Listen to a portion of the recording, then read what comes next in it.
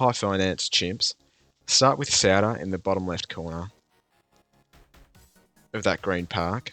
The placement isn't perfect nor precise, so just take your time if you need to. Get her as low as you can, hit play, and you'll be completely fine. So, this map in 37.0, the original release, was bugged to make it a lot easier in that the bad and round 98 came out of the track that you're currently seeing, so they came out of the right side instead of the top side, which is the path they take in the current version 37.3. So 37.3 is much harder than 37.0. Get a sub when you can during round 8, place it in the center middle area of that bottom pool of water. You should set it to strong now. I do it during round 9 because I forgot initially.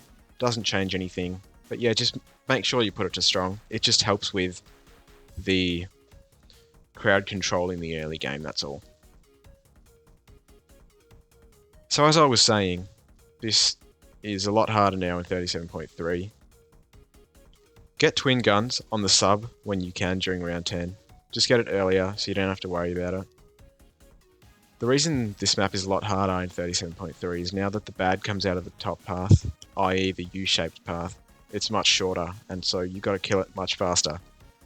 Same with round 98, but luckily for you guys, I have the solution in this updated guide. And yeah, it takes very little effort. The only thing that's even remotely annoying is mortar micro, which personally I prefer to like Geraldo micro or whatever. Plus Cin is awesome. Cin is just crazy. With Cin Solver, it's the perfect combo.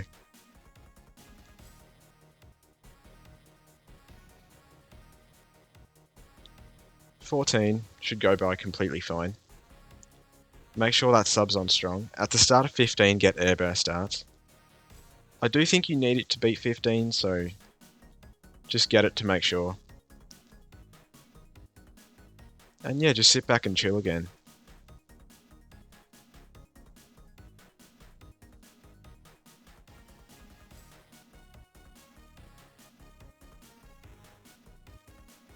As you can see, the sub is doing a lot of work. Like, Souter's barely doing anything. She just kind of cleans up the few balloons that make it past the sub. During round 19, get triple guns on the sub. You don't actually need triple guns for any round except round 40, so we may as well just get it earlier, because it's not going to hurt one way or the other.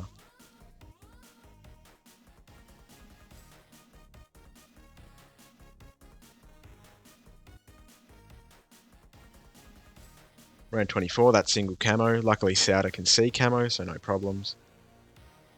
Any time before round 28, you want to clear that top right building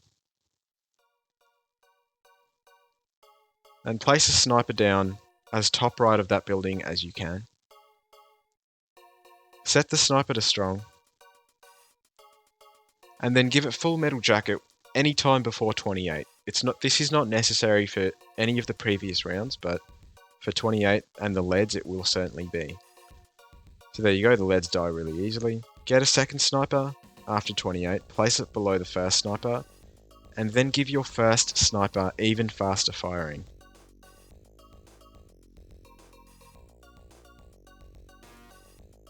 We didn't change the targeting on the second sniper, so that should just be on first. It's going to stay on first the entire game, so no worries there.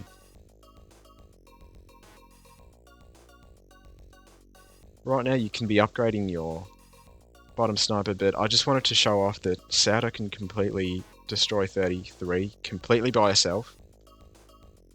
Don't need any other camo seeing towers for 33 if you're using Souter, so just keep that in mind. After 33 or before if you're scared, get 022 on your bottom sniper, and then just leave him like that for now. We're not going to upgrade him till after 40. You will need the camo sniper for 36 and 37. Souter can't beat those on her own, unfortunately. So now we're just going to be saving up for semi-auto on that top sniper. You can get large caliber first if you'd like. The choice is completely up to you. It does not matter, like the rounds still get beaten either way. But yeah, I like to get semi-auto first because it looks cool when he shoots fast.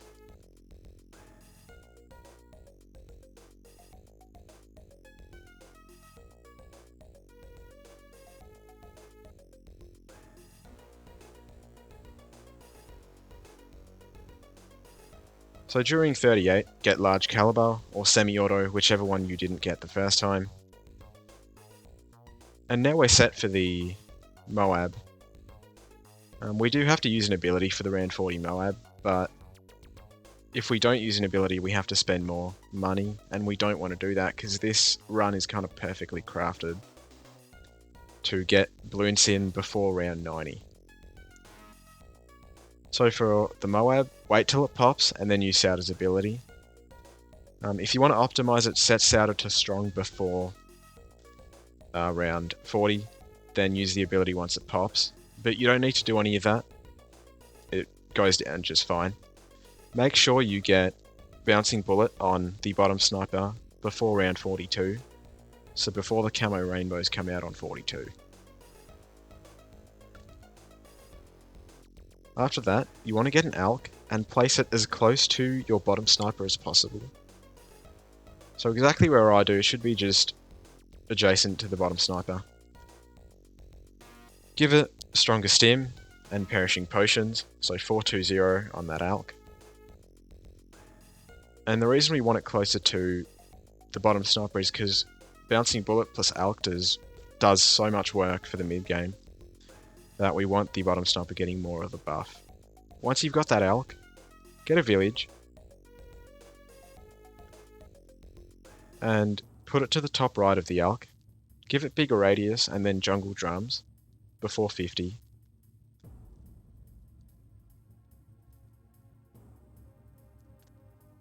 Make sure your top sniper's on strong and your bottom sniper's on first. Just do a bit of a targeting check if you accidentally clicked something or misclicked it or whatever. Just make sure they're both on what they need to be and you'll be completely fine. So 49, usually a tough round, but we have the ALK and the Bouncing Bullet, so no problem. Clear the bottom building of that green park for 750 during round 50. Don't worry about any of the balloons right now, they're going to get destroyed. Get a village to the left of the sub in the green area, anywhere it fits, doesn't matter, and give it 400, so primary training.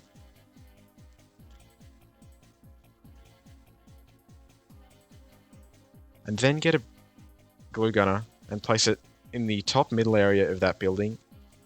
Its range marker should just be able to see the top of the bridge, as I just showed.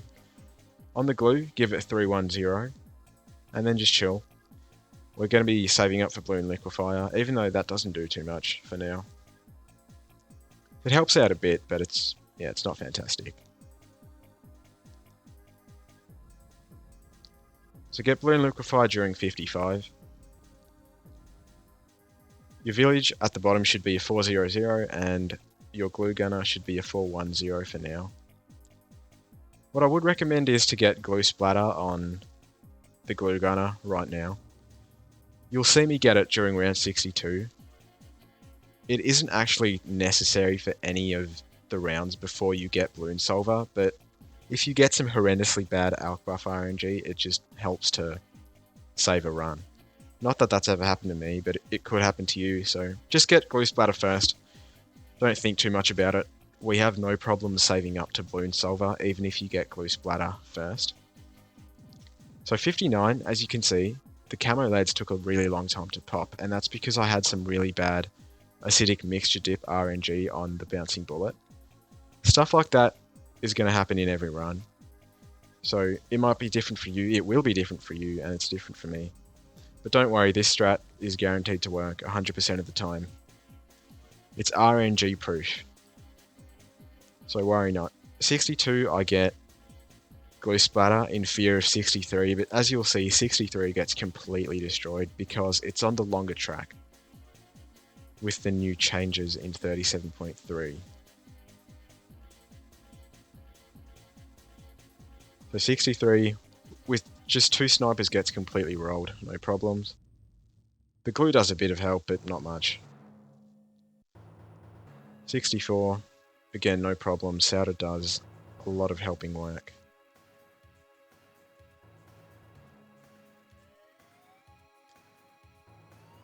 The great thing about this run is we don't use a single Souter ability. Although we do get very close during round 67. And that's why I'd recommend that you buy radar scanner on your village before round 67. I didn't, because I thought I didn't need to, and turns out I didn't need to, but you should probably do it just so you don't have to deal with any, heart attacks or bad RNG. So get radar scanner on that bottom village right now.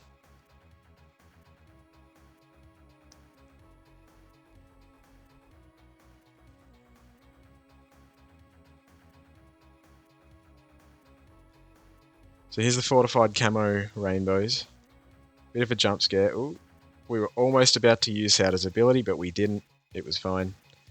But yeah, if you get radar scanner on that top village, on the bottom village, first, then you won't have any troubles with 67. So consider doing that if you'd like. If you're a bit more ballsy, you don't have to. All it means is you get Cin Solver earlier. But we are still going to have to buy radar scanner on the bottom village, so you may as well get it. But the choice is completely up to you.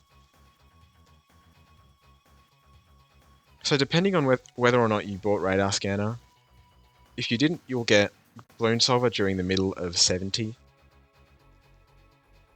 If you did, then you'll have to wait a bit longer, but that's okay. Get Cin Solver as soon as you can. 70, 71, you don't need it, so it's completely fine.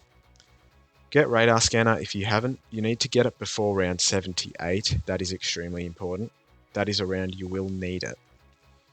Once you've done all that, get a mortar, put it anywhere on that top right building, as long as it's in range of the village.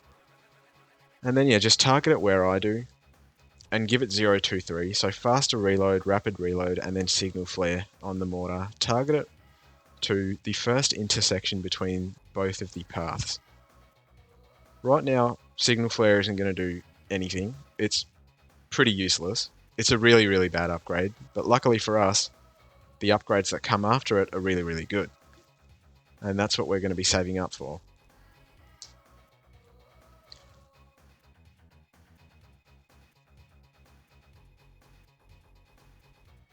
So 75 is somewhat of a difficult round sometimes. Not on this map because, again, the odd-numbered rounds come out of the right side, so the odd-numbered rounds are much, much easier than the even-numbered rounds. Which is good for you DDT haters, but, yeah. Not great for the round 98 haters like me. Round 76 just gets completely destroyed by Cin Solver. Gotta love seeing that. Right now we're just saving up for Shattering Shells, obviously. As you know by the thumbnail, we're going to be getting a Balloon Cin and a Cin Solver, which we already have. And those two towers in combo are just amazing together. Like, they murk everything. Super Ceramics be gone. 78, the first rush of Cerams, destroyed by Cin Solver. Get Shattering Shells right now. Just get it sooner rather than later because it speeds up the gameplay. I got it a bit late, but it doesn't really change anything other than how fast you can beat chimps.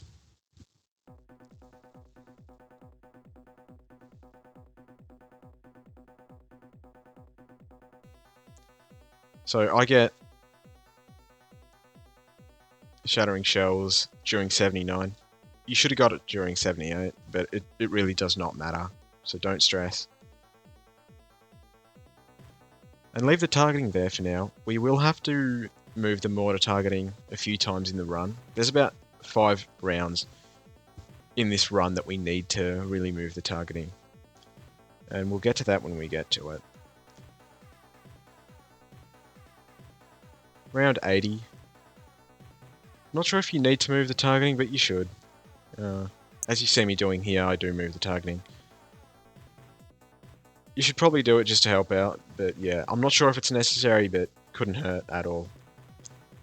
So that spot that I just retargeted it to, that is going to be our normal targeting spot, so if I refer to it as just move it back to the normal spot, that's the spot I'm talking about. The spot that we first targeted the mortar on. The one that it's currently shooting. 81, don't need to retarget at all. You see me do it here, but it's not at all necessary. The rounds that it is necessary, I'll tell you. There's not too many of them. So even if you see me move it around, sometimes it'll be just be me doing it because I want to speed up the gameplay. But if you don't want to do that, you don't need to. If you don't like micro, don't need to do it.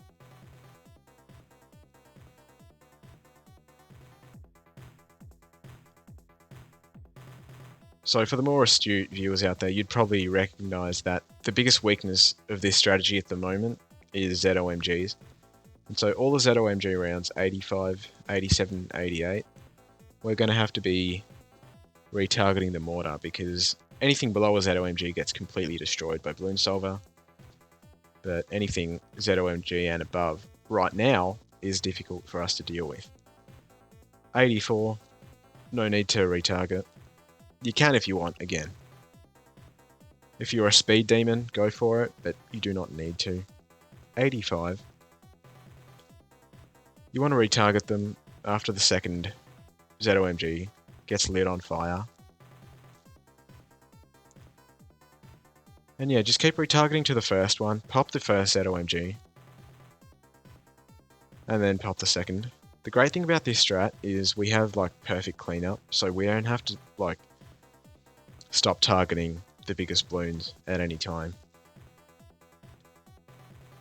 Put it back to the normal spot for round 86. We want to shred that fortified off all these BFBs.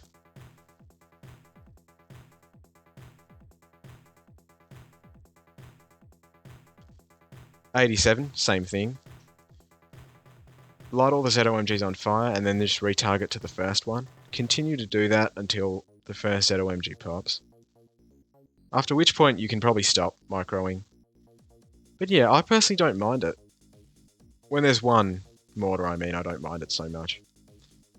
So they'll pop right before they get to the bridge. Continue to micro if you'd like, but once all the ZOMGs pop, you're completely fine. No worries there.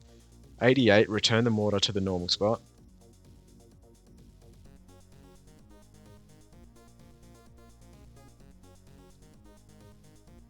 You got a micro for 88, so just make sure you target the first ZOMG, and then the second. 89. Turn off auto start just so you make sure you buy Balloon Cin before 90, because we're about to be able to afford Balloon Cin right here. There's Balloon Cin, perfect, everything's going to die from here on out.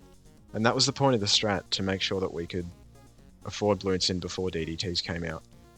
Before 90, this is not necessary right now, but yeah, just get a bomb, place it to the left of the glue gunner on the building, and give it 012, set it to strong, make sure that your mortar is targeted where I am right now.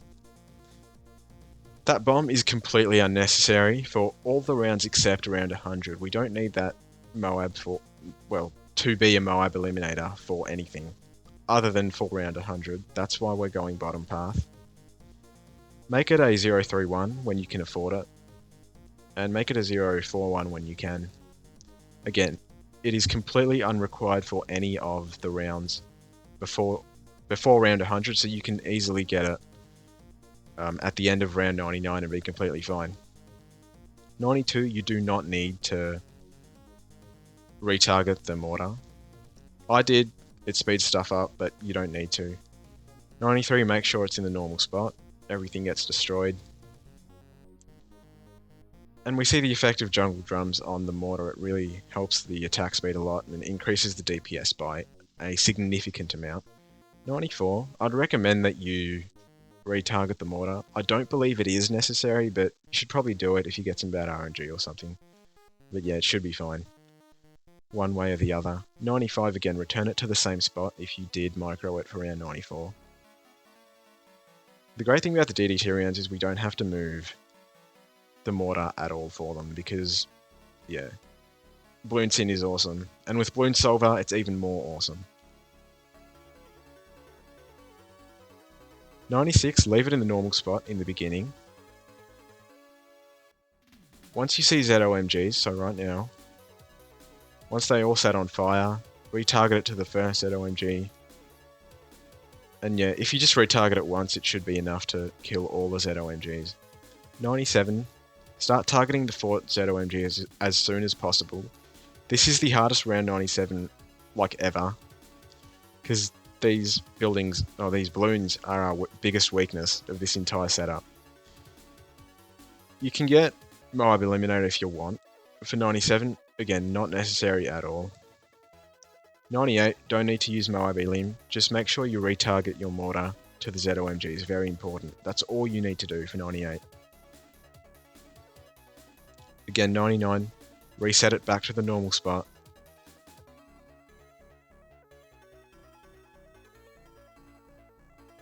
And big round 100 is really simple. You have 15k left, you can spend it on whatever the hell you want. I go for an ALK here because I can't afford a first strike. I choose to ALK my mortar. You do not need to spend any of this money. If you don't want to, you can just hit play and do what I'm about to do. But if you do want to spend it like I did, then yeah, get an ALK or get whatever you want, does not matter. Make sure that mortar is targeting the normal spot. Spam Moab Eliminator as soon as you can. Slow it down, and then just continue to micro your mortar and your Moab Elim as much as possible. If you slow it down, you can do that as efficiently as possible, but you don't have to slow it down if you don't want to. Continue microing the mortar. That third Elim should pop the bad right around the turn, and then everything goes down super quick. Get your insta, super easy win. Hope you enjoyed. Really fun strat. A bit of a different strat and really, really enjoyable, so yeah. See you next time.